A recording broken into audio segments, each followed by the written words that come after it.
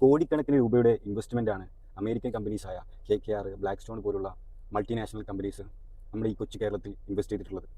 Especially Malabar ഏരിയയിൽ, നമ്മുടെ കോഴിക്കോട് ഏരിയയിൽ ധാരാളം ഹോസ്പിറ്റൽസാണ് അവർ ടേക്ക് കെയർ ചെയ്തിട്ടുള്ളത്. ഇവരെല്ലാം മൾട്ടിനാഷണൽ കോർപ്പറേറ്റ് കമ്പനീസാണ്. നമ്മുടെ ആരോഗ്യം മെച്ചപ്പെടുത്താൻ വേണ്ടിയിട്ടല്ല ഇവർ നമ്മളെ മലബാർ ഏരിയയിൽ എസ്പെഷ്യലി ഇൻവെസ്റ്റ് ചെയ്തിട്ടുള്ളത്.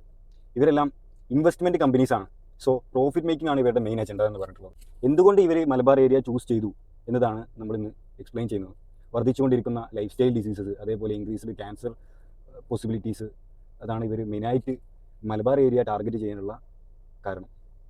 ഇനി ഇൻഷുറൻസ് കമ്പനീസ്, അതേപോലെ ഫാർമസ്യൂട്ടിക്കൽ മാഫിയാസ് എല്ലാം ആണ് നമ്മുടെ ഈ ഒരു ഹെൽത്ത് കെയറിനെ ഭരിക്കാൻ വേണ്ടി പോകുന്നത്. എന്തൊക്കെ മോഡേൺ ഫെസിലിറ്റീസ് ഇവർ ഇംപ്ലിമെൻറ്റ് ചെയ്യും എന്ന് പറഞ്ഞാലും പേഷ്യൻറ്റ് സേഫ്റ്റി, അതേപോലെ ക്വാളിറ്റി കൺട്രോൾ, ഈ കാര്യങ്ങളൊന്നും ഇനി ഉണ്ടാവില്ല.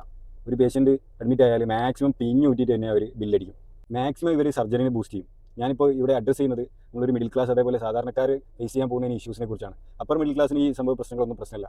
പ്രീമിയം ഇൻഷുറൻസ് എടുക്കാതെ ഈ മൾട്ടിനാഷണൽ ഹോസ്പിറ്റൽസിൽ ഇനി ചികിത്സ ലഭിക്കില്ല എന്നുള്ളതാണ് ഒരു യാഥാർത്ഥ്യം വരുന്നത്. ഗവൺമെൻറ് എന്തുകൊണ്ട് ഇതിനൊരു കോൺട്രാക്ട് ചെയ്യുന്നില്ല? ഇവരുടെ മാർക്കറ്റിംഗ് സ്ട്രാറ്റജി എന്ന് പറഞ്ഞാൽ ലോക്കലി റൂറൽ ഏരിയാസിൽ ഒരു മെഡിക്കൽ ക്യാമ്പ് സെറ്റപ്പ് ചെയ്തിട്ട് അവിടുത്തെ ആൾക്കാരെ ഫോക്കസ് ചെയ്തിട്ട് മാക്സിമം സർജറി ചെയ്യാൻ അവരെ ഹോസ്പിറ്റൽസിലേക്ക് എത്തിക്കാനുള്ളതാണ്.